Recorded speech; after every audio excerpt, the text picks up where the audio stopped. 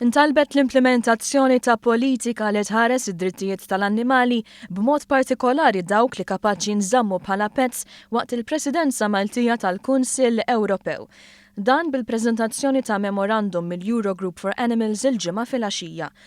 Waqt il-konferenza Rights of the Voiceless organizzata mill-Europarlamentari Marlene Mizzi fejn saret il-preżentazzjoni, kien innotat li l-Unjoni Ewropea l-estaturi appoġġ kbir lejn pajjiżna biex jaddotta proċess aħjar tal-protezzjoni tal-annimali kollha.